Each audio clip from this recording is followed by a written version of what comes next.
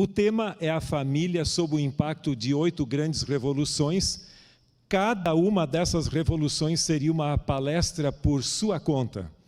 Então, nós teremos que simplesmente fazer uma rápida, darmos um rápido vislumbre, um panorama geral, e o meu objetivo é que você tenha a oportunidade de, junto comigo, construirmos uma moldura para você entender a realidade na qual nós estamos vivendo.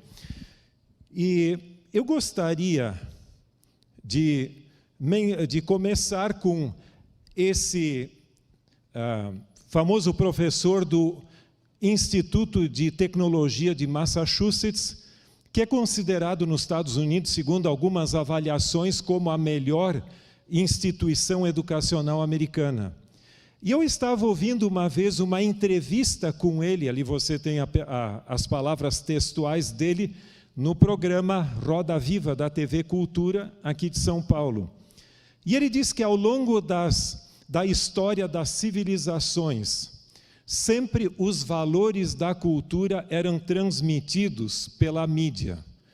O avô passava para o pai, no caso, e depois para o filho ou neto, e assim por diante, geração por geração. Mas com o surgimento da mídia, esse paradigma mudou e não são mais os pais que educam os filhos. O que educa os filhos é a mídia. E a mídia não tem valores. O que mais comanda a mídia é o que mais vende. E ele mencionando num determinado momento, ele mencionou até a questão de o que nada mais vende tanto como sexo e violência. E nós podíamos também colocar o misticismo junto nessa questão. Mas nós temos 2 textos que mereceriam as nossas considerações, sendo eles Malaquias 2, verso 10 a 16, e Malaquias também 4, 5 e 6. Vamos, a título de introdução, ler esses textos. E se você tiver uma Bíblia, independente onde for, por favor, acompanhe a leitura. Malaquias 2, verso 10 a 15. Não temos nós todos o mesmo Pai? Não nos criou o mesmo Deus? Por que seremos desleais uns para com os outros, profanando a aliança de nossos pais?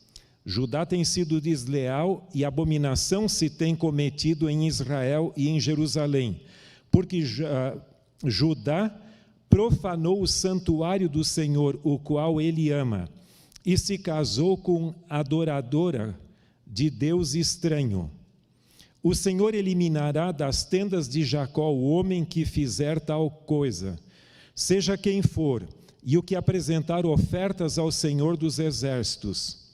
Ainda fazeis isto, cobiçais o altar do Senhor de lágrimas e choro, cobris o altar do Senhor de lágrimas e choro e de gemidos, de sorte que ele já não olha para a oferta, nem aceita com prazer a vossa mão. E perguntais, por quê? Porque o Senhor foi testemunha da aliança entre ti e a mulher da tua mocidade, com a qual tu foste desleal, sendo ela a tua companheira e a mulher da tua aliança. Não fez o Senhor mesmo que havendo nele um pouco de espírito? Por que somente um? Ele buscava a descendência que prometera. Portanto, cuidai de vós mesmos, e ninguém seja infiel para com a mulher da sua mocidade, porque o Senhor Deus de Israel diz que odeia o repúdio e também aquele que cobre de violência as suas vestes, diz o Senhor dos exércitos, porquanto cuidai de vós mesmos e não sejais infiéis. O texto é muito claro em falar da fidelidade matrimonial. Há uma aliança que se assume quando se casa. E aqui o texto diz que Judá estava sob a maldição de Deus porque foi desleal para com a aliança matrimonial. Em primeiro lugar, em relação com Deus. Em segundo lugar, em relação com o próprio matrimônio em si. E o Antigo Testamento conclui com uma declaração muito interessante. Malaquias 4, 5 e 6. Eis que eu vos enviarei o profeta Elias, antes que venha o grande e terrível dia do Senhor. Ele converterá o coração dos pais aos filhos e o coração dos filhos a seus pais, para que não venha e fira a terra com maldição. O livro de Malaquias é quase só usado em termos de fidelidade em dízimos e ofertas. Mas aqui fala da fidelidade no relacionamento com Deus e na fidelidade matrimonial e também na restauração do relacionamento familiar. Sem dúvida, a família é o mais importante sustentáculo da sociedade. Estudos abalizados têm demonstrado que civilizações onde a família se esfacelou, também a sociedade enfrentou crise. E nessa oportunidade, como nós já mencionamos, vamos tratar de 8 grandes revoluções de maneira muito rápida para ficarmos dentro do tempo. Antes de entrarmos diretamente nas revoluções, eu gostaria apenas de mencionar, se é possível colocar de volta a imagem. Nós vamos começar falando um pouquinho apenas sobre o surgimento do iluminismo europeu. Sabe que cada uma das crises tem sua justificativa. Nós temos a tendência de ver só o lado negativo ou só o lado positivo. Mas, normalmente, com algumas poucas exceções, há uma combinação entre ambos os lados. E no caso do iluminismo, existiam pelo menos 2 grandes problemas na Europa. Um deles era o despotismo religioso. Você lembra que a religião medieval e depois tolhia o desenvolvimento da ciência. Você lembra da história de Galileu Galilei, né, que foi condenado porque ele cria que o sistema não era geocêntrico, mas heliocêntrico. E outras coisas mais, mas a igreja colocou como dogmas coisas que não estavam na Bíblia. Isso teve suas consequências. Em segundo lugar, também o feudalismo foi muito forte, porque famílias burguesas tinham muitas riquezas e viviam uma vida de luxúria. Por sua vez, os pobres camponeses lutavam para poder conseguir pelo menos o alimento para manter-se com vida. Então, o iluminismo, entre muitas outras coisas, mas em relação com a família, esses 2 pontos ali foram. Só que tem um ponto.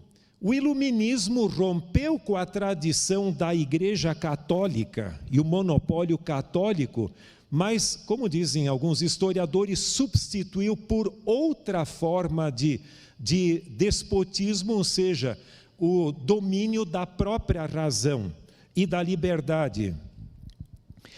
O famoso J.M. Roberts, na sua História do Mundo, ele diz que os homens do iluminismo, eles transformaram ou colocaram-se a si mesmo como sacerdotes da nova ordem social. Um livro que foi muito influente naquela época foi a Teresa Filósofa, ou seja, esse livro foi publicado em 1798, original em francês, e é uma novela altamente pornográfica, mas ela tem um teor, e esse teor é basicamente o seguinte: de dizer que as religiões, toda forma de religião é uma invenção humana para manter o domínio. das classes e manter a moralidade e as classes subjugadas, porque então, se elas têm uma crença, é muito mais fácil governá-las. Não é isso algo lógico? Por outro lado, a moralidade também é outra forma de domínio. Muito podia se falar sobre isso, mas eu gostaria apenas de destacar um ponto. O iluminismo, principalmente na França, ele na época foi subjugado, mas ele semeou sementes que ao longo da história da civilização ocidental germinaram, e o que nós estamos vendo no nosso mundo, em termos de moralidade, é basicamente um reflexo do que o iluminismo semeou. Você tem também a Revolução Francesa, e essa Revolução Francesa, ela foi com forte ênfase na deusa da razão e da liberdade, não só da razão, a razão e a liberdade, e os instintos. Mas é óbvio que em 1804 você tem o Código Civil francês, que com seus 2.281 artigos, que realmente seguraram as coisas e não permitiram que essas ideias continuassem. Isso surgiu depois do Reino do Terror. Agora, quanto às revoluções em si, é bom ter em mente que nenhuma dessas revoluções generalizou, ou seja, dominou todo o mundo, não é assim. Mas elas desenvolveram ventos, ou melhor dito, quem sabe, ondas que influenciaram em alguns lugares mais ou menos. Então você não pode pegar e dizer, agora tudo aconteceu assim, não, por favor. Toda vez que se trata de revoluções, você tem que evitar uma coisa, que é uma grande tentação, que são as generalizações, que muitas vezes pessoas retóricas gostam de colocar para falar o seu ponto. Mas em sentido geral, nas comunidades agrícolas e artesanais, a família normalmente trabalhava junto, dormia junto à noite, vivia junto, tomava as refeições juntas e depois também trabalhavam junto na lavoura ou no cuidado do gado, mas estavam sempre juntos. À noite era o momento em que eles conversavam entre si, na mesa da janta, então se jantava e ficava conversando, e os pais e avós transmitiam os valores e a história da genealogia da família e assim por diante. Mas esse modelo foi rompido pela Revolução Industrial, começando na Inglaterra, depois você tem a França, a Alemanha e outros países. E a Revolução Industrial, ela dividiu os países entre os países industrializados e aqueles que não eram industrializados, ou que a industrialização chegou posteriormente. Nesse período, principalmente a figura do pai de família foi tirado do círculo familiar, porque ele tinha que se deslocar da sua residência, onde quer que a família morava no interior, ir para um lugar distante trabalhar na indústria. As guerras na Europa eram frequentes. Os meus bisavós decidiram vir para o Brasil, pelo menos por parte de mãe, por causa da guerra terrível franco-prussa, onde praticamente os amigos estavam mortos, não havia ali água para beber nos córregos que estavam todos cheios de sangue. E eles disseram, isso não é um lugar seguro de viver, mas no caso do pai ser convocado para a guerra e morrer na guerra, normalmente a mãe ou o filho mais velho, alguns dos filhos tinham que assumir o trabalho em uma indústria para poder sobreviver. E a jornada de trabalho era cerca de 12 a 14 horas por dia num lugar extremamente insalubre. E muitas vezes a pessoa perdia a saúde na própria fábrica. Sem dúvida, nós temos depois a segunda revolução a que me refiro, Lembra que a Revolução Francesa foi, eu não conto como uma revolução direta, mas em relação com a família, mas em relação na nossa sequência, eu coloco a Revolução Marxista como a segunda. Karl Marx e seu amigo Engels eram alemães, de origem judaica, mas que foram para a Inglaterra e presenciaram a situação difícil que ali existia. E então, eles decidiram escrever o Manifesto Comunista porque havia um grande contraste entre os industriais, que tinham muitos recursos e viviam uma vida de luxúria, e, por sua vez, os pobres trabalhadores ali, que não tinham praticamente nada, eram praticamente escravos desses grandes monopólios industriais. É interessante, em 1848 surgiu o Manifesto do Partido Comunista de coautoria entre Marx e Engels. E nesse documento ainda aparece que uma das formas, uma das cláusulas diz claramente que deveriam abolir a família, que era um modelo burguês. Portanto, a preocupação de Karl Marx e Engels era mais do que justa pela exploração capitalista que ocorria naquela ocasião. Mas eles viam também o modelo familiar como sendo basicamente uma forma de domínio, de exploração. Há um livro, deixa eu ver uma coisa, não. Aquele segundo livro ali que está no próprio slide ali que vocês podem ver, que é o livro sobre a origem da família, a propriedade privada e o Estado.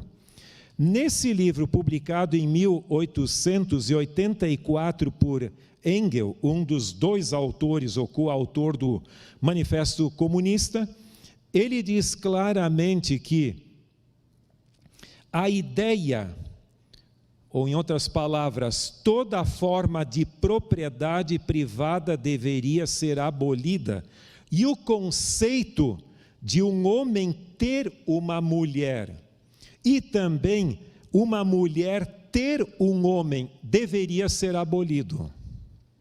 Por incrível que pareça, lendo esse livro, eu achei interessante que ele propõe a ideia de acabar com o casamento monogâmico e estabelecer em seu lugar, na edição revisada do seu livro, o casamento em grupo.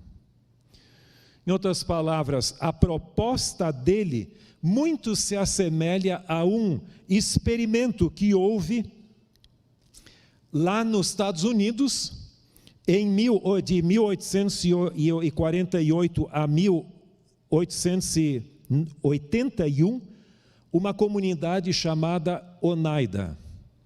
Eu não sei se alguém de vocês que já foi para os Estados Unidos numa loja onde você compra, pode ser Walmart, pode ser outra rede, você encontra talheres Oneida, se escreve Oneida, com E, Oneida. E esse indivíduo, o John Noyes, que fundou essa comunidade Oneida, na sua comunidade ele também decidiu praticar um comunismo matrimonial, onde cada mulher era esposa de cada homem e cada homem era marido de cada mulher. Os filhos da comunidade não sabiam quem era o seu pai, porque é uma promiscuidade generalizada. Por outro lado, depois de uma certa idade, depois de amamentar, os filhos deixavam de ter contato com a mãe e passavam a ser filhos da comunidade, não sabendo depois nem quem era o pai nem a mãe. Mas esse é um modelo que, por a intervenção, foi banido. É óbvio que esse ideal de Engels não chegou a ser praticado, quanto eu saiba. Conversando com meu amigo Arthur Stelli, que é vice-presidente da Associação Geral e que é natural do Cazaquistão, eu perguntei, e o ideal desse casamento múltiplo, da erradicação da família, foi praticado na ex-União Soviética? Ele disse não, porque as raízes da igreja ortodoxa eram muito fortes e não permitiram. E se eles se voltassem contra a família, então praticamente o próprio regime comunista não sobreviveria. Então até passaram a apoiar a família. Então temos que ter em mente isso. Mas os ideais eram nessa direção. Agora, além disso, o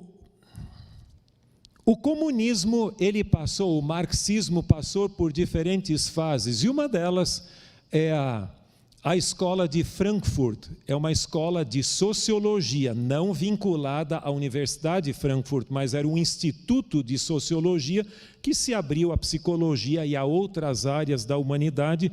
No período de Hitler, se transformou para a Columbia University, em Nova York, mas eles passaram a desenvolver o que se conhece como o marxismo cultural, somado a Antônio Gramsci também. E a teoria crítica. Bem, tem muitas coisas ali. Por exemplo, um dos grandes pioneiros da escola de Frankfurt, na Alemanha, ela voltou, depois da Segunda Guerra Mundial, voltou de novo para ter sua sede na Alemanha, mas Fromm, por exemplo, na área de psicologia, ele tem uma declaração onde diz que a religião e a moralidade sexual estrita, elas cumprem um papel preponderante na criação de sentimentos de culpa, que são importantes para uma relação de autoridade. Então, alguns que estudam psicologia conhecem Fromm, mas ele diz que a religião e a moralidade têm essa questão de gerar um senso de culpa e que deve ser superado. E hoje nós temos o que se chama também de marxismo cultural ou o socialismo cultural também. Portanto, o surgimento dessa revolução foi em relação com uma perspectiva de uma opressão que havia na Inglaterra e, consequentemente, em outros países também para superar, mas caminhou numa direção antirreligiosa e antifamília. A outra revolução é a revolução feminista. Esta tem uma grande história.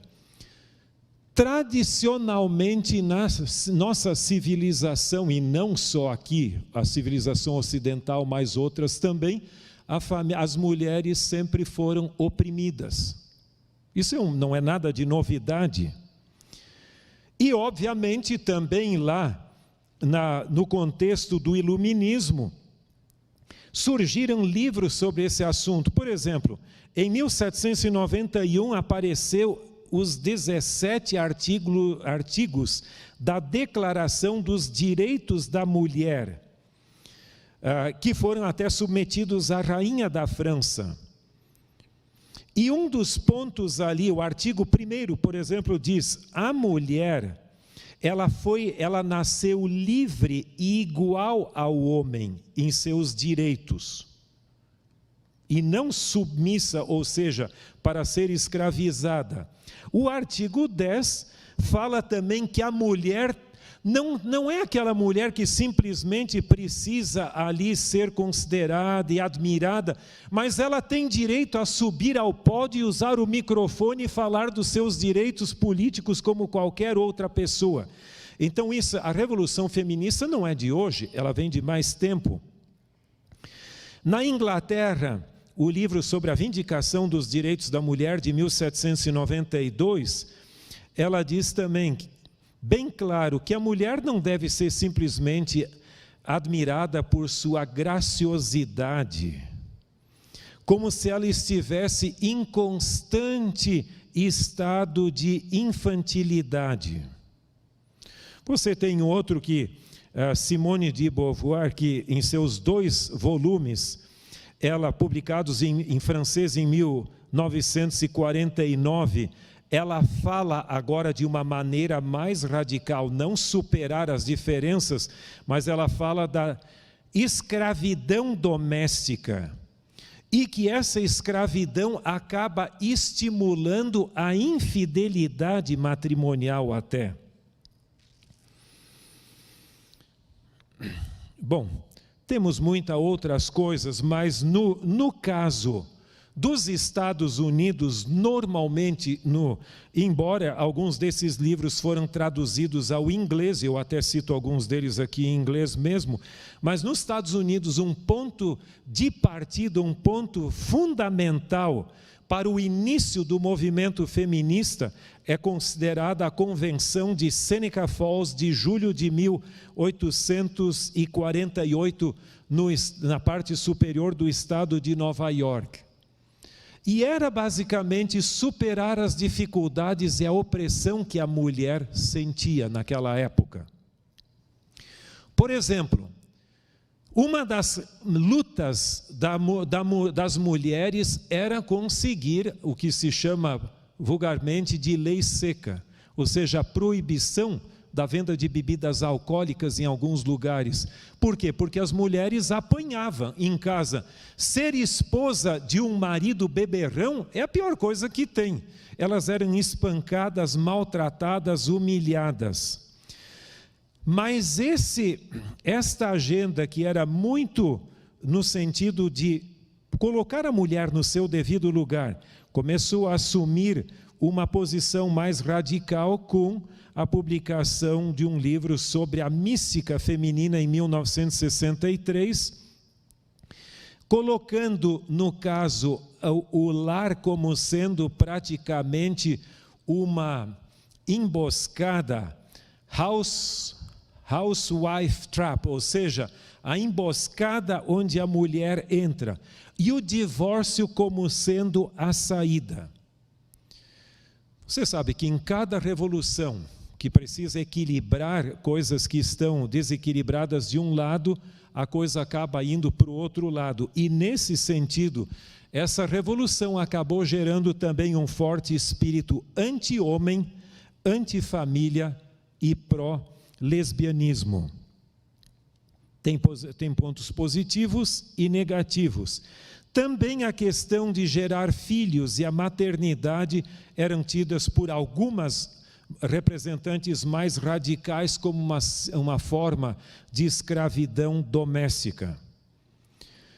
A quarta revolução é a revolução sexual.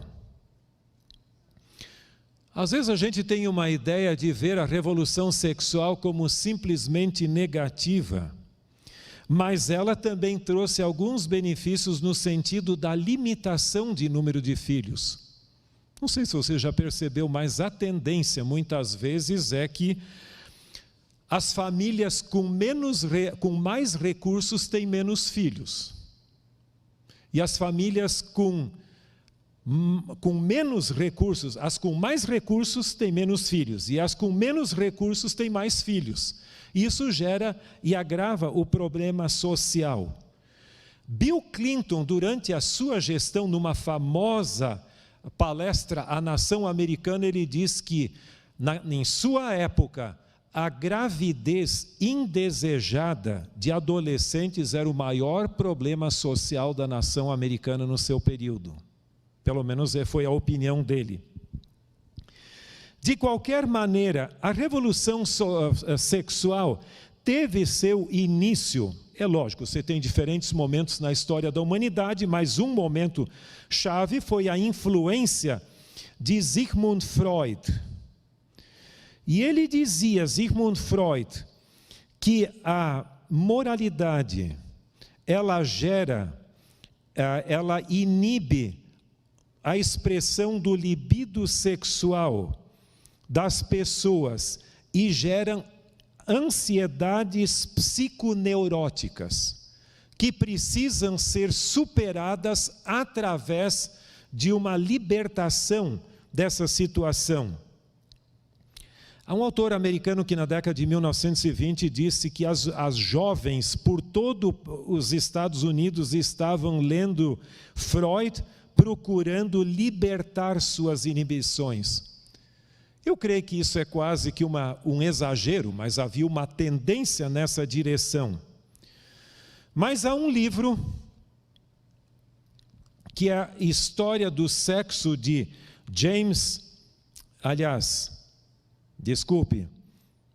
Hugh Hefner. Nesse livro, o século do sexo se referindo ao século XX, porque você sabe que o século XX entrou para a história como o século do sexo. Ele fala no seu prefácio, esse James Peterson, ele diz que a revolução sexual não começou, como algumas pessoas dizem, na década de 1960. Ali surgiu a contracultura. Mas, em realidade, a revolução sexual, segundo esse autor, começou no início do século XX. E 3 fatores geraram esta revolução. Um deles foi os fluxos migratórios, que trouxeram pessoas das pequenas comunidades rurais e pequenas cidadezinhas onde todos conhecem a todos e, portanto, a pessoa não pode se aventurar ali porque vai ser criticado socialmente, não vai ser aceito. Então as pessoas se deslocaram dessas pequenas comunidades e foram para os grandes centros populacionais, onde a pessoa é mais um. Imagina você no centro de São Paulo, quem lhe conhece? Quem sabe possa encontrar alguém. O segundo fator foi o desenvolvimento dos meios de transporte, que facilitaram a pessoa sair da comunidade onde é conhecida e se aventurar em um lugar desconhecido.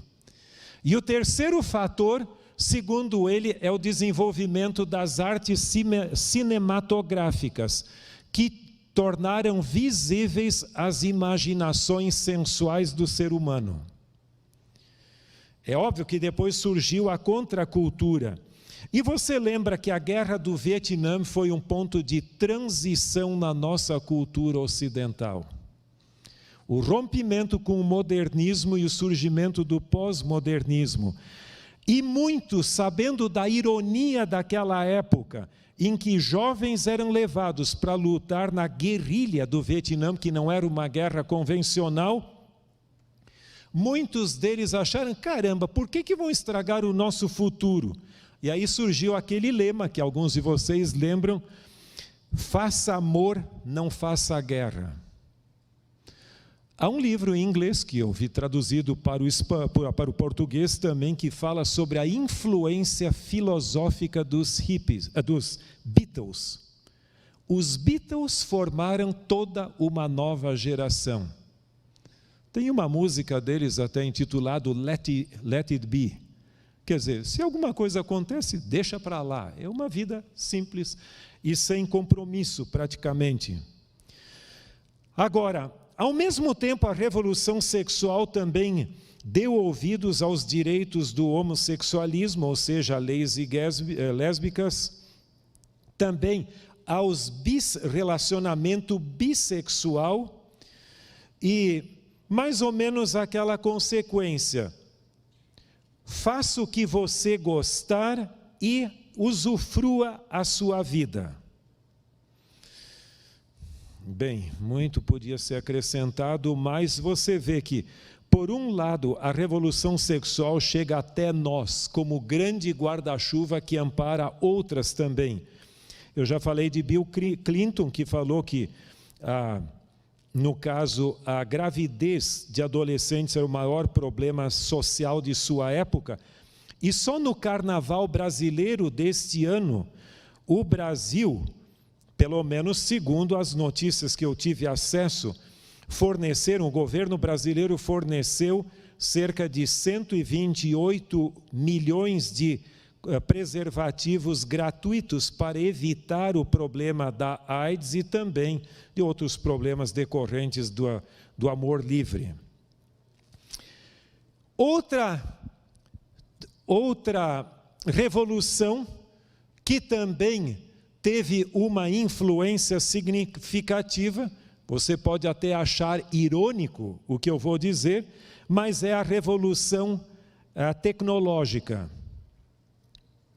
Nós já falamos na revolução industrial, marxista, feminista, sexual, mas a tecnológica também teve sua influência positiva e negativa. Você sabe que no passado, boa parte dos utensílios domésticos, como por exemplo, as bacias eram feitas de metal. E outras coisas mais dentro da casa. Você tem também as fraldas, eram de tecido, não quer dizer que hoje não exista, mas eram feitas de tecido, e as pessoas tinham que, depois de alguma coisa acontecer, lavar as fraldas, que nem sempre era algo agradável. Talvez alguns possam até se identificar com essa fase ainda. Mas os tempos mudaram e hoje são feitas de plástico e sei lá o que mais tudo. Os coadores também, no passado, eram de tecido e eram usados dia após dia, semana após semana, mês, ano e tal, até que se rompiam, quando a pessoa fazia o café, ou seja lá o que for. E depois as pessoas ficavam tristes quando esse coador se rompia, porque ele era membro da família. Mas os tempos mudaram e se você deixa aquela borra em cima da pia, as pessoas ficam tristes se não for colocado no lixo. Essa ilustração até uma apresentadora de televisão uma vez falou, que eu achei interessante.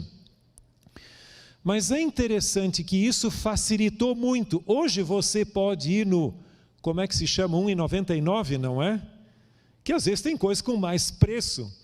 Mas você pode comprar coisas com baixo preço para ajudar na sua casa.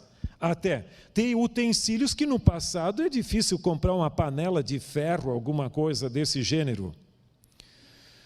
Mas junto com isso também surgiu a ideologia do transitório e do descartável. Assim como você descarta coisas, você descarta relacionamentos, você descarta pessoas. Você é importante para mim, pastor, enquanto eu posso me beneficiar de você. Quando você não vai mais me beneficiar, saia do caminho, porque você será substituído por outra pessoa. E a mesma coisa acontece no casamento.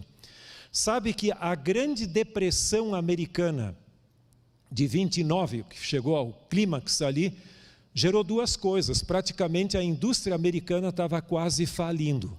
E um indivíduo europeu, eu até cito aqui, mas não vem ao caso, ele gerou uma proposta muito interessante. E um dos pontos ali foi a questão da obsolescência planejada. Sabe que as coisas não podem ser muito boas, porque senão você não repõe. Também não pode ser muito ruim, porque senão você vai perder o freguês. Então você tem que ter aquele momento onde a sua geladeira vai estragar, não pode ser tão cedo, também não pode durar para sempre, mas aí para alimentar o comércio. E a segunda coisa é o modelo do ano. Caramba, o seu celular ainda é tal modelo? Você ainda tem o iPhone 7? Que é isso? Já saiu um novo agora, acho que foi esse mês passado ali, você tinha que ter um novo. Sabe, essa é uma maneira de tentar. E o objetivo é conseguir o seu bolso. O seu carro, que ano é? Caramba, mas é uma vergonha você andar num carro desse, você tinha que ter um novo modelo já. Percebe que o modelo do ano vai indo? E essa obsessão pelo descartável e pelo modelo do ano, pelo novo, também tem gerado o que se chama a cultura do divórcio. Então, eu já cansei de você, quero ter uma nova experiência. Isso é trágico, porque assim como se descartam coisas, se descartam pessoas. Falando outra vez, por exemplo, até, não sei se ainda usam essa expressão, mas no passado, aqui no Brasil, se falava do ficar, que é um namoro sem compromisso. Pode ser um encontro apenas e pronto. é um reflexo dessa cultura também. A Terezinha Feres Carneiro, que é uma autora do Rio de Janeiro, ela fala que, lamentavelmente, o casamento se tornou deixou de ser uma função social para se tornar uma fonte de autossatisfação.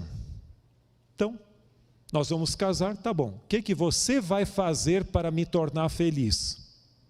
Não é o que eu posso fazer por você, é o que você vai fazer. E isso gerou o que também Bauman fala de a sociedade, o amor líquido e tantas coisas que são chamadas de líquido. Ele tem um monte de livros sobre esse assunto.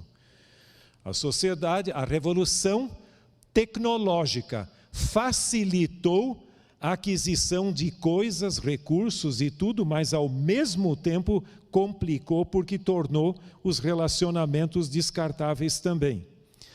A sétima e penúltima revolução é a revolução cibernética, a revolução das comunicações.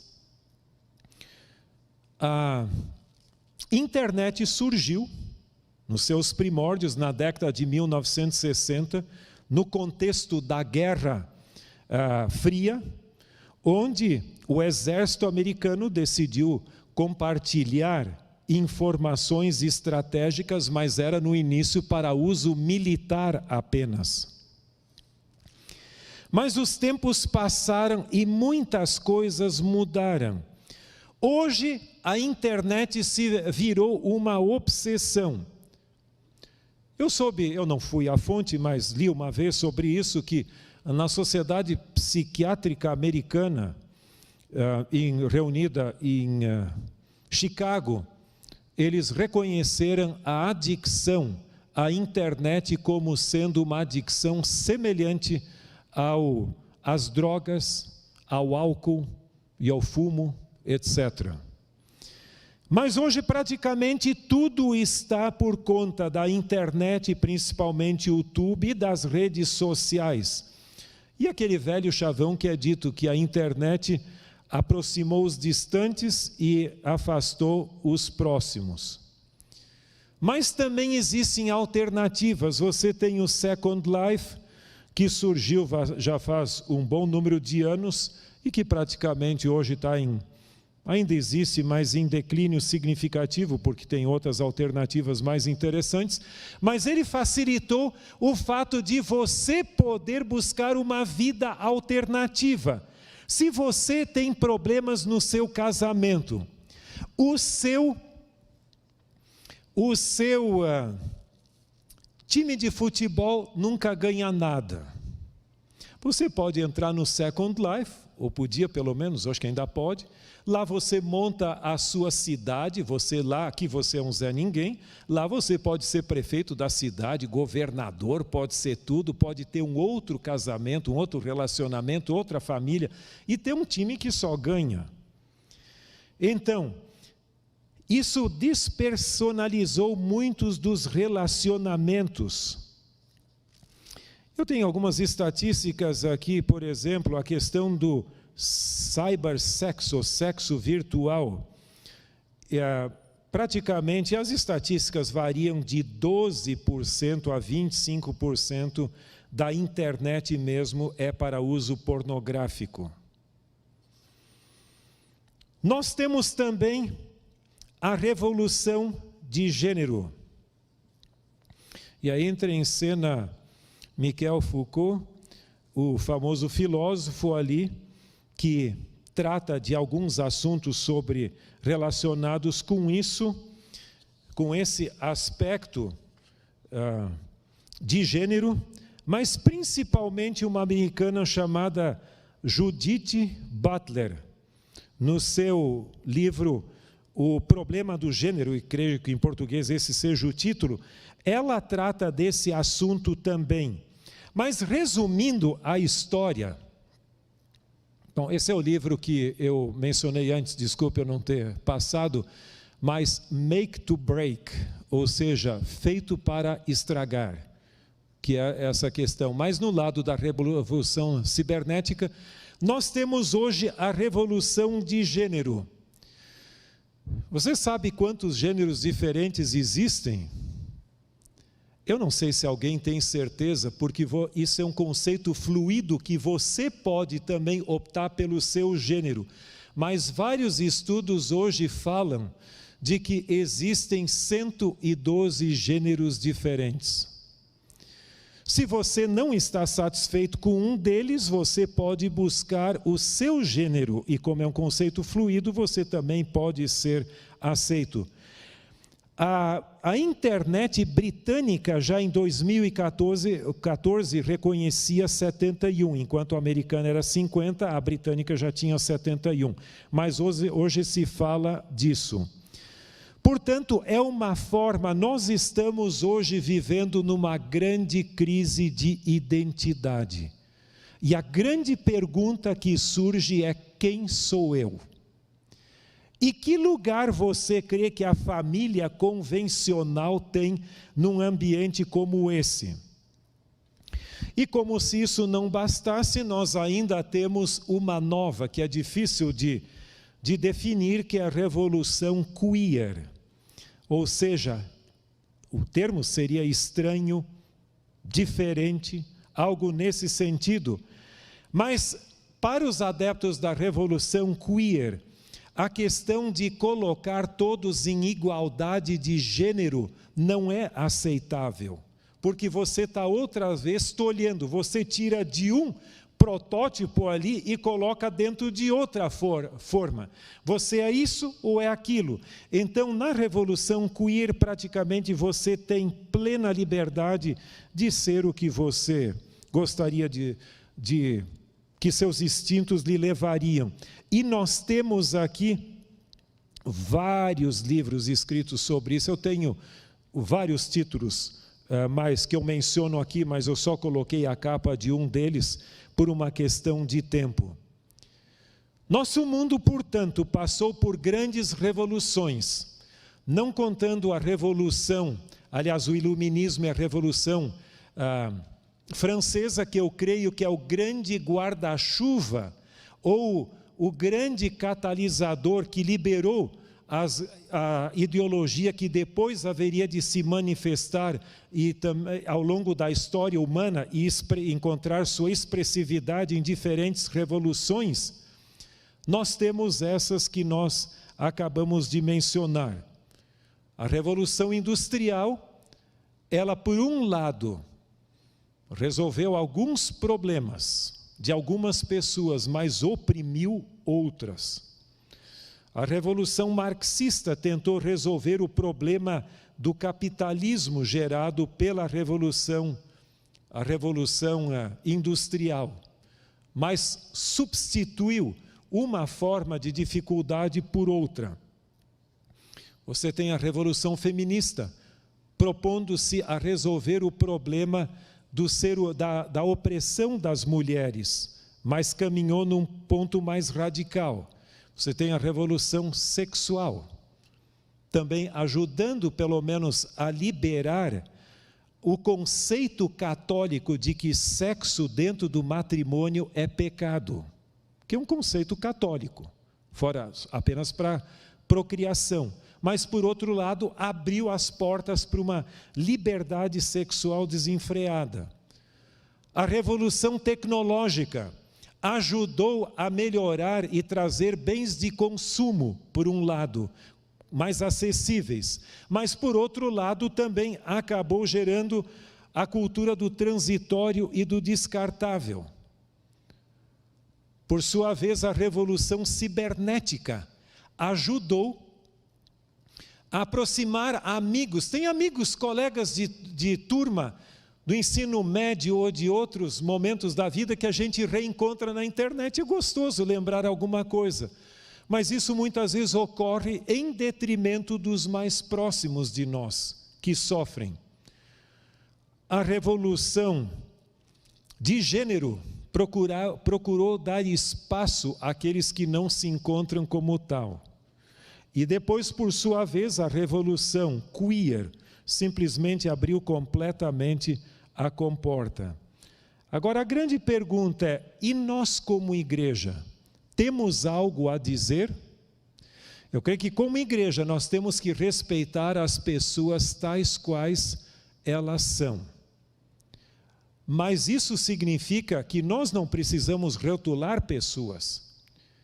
Agora, isso não significa que todas as pessoas tenham o direito de esperar que a igreja se acomode a qualquer tipo de ideologia.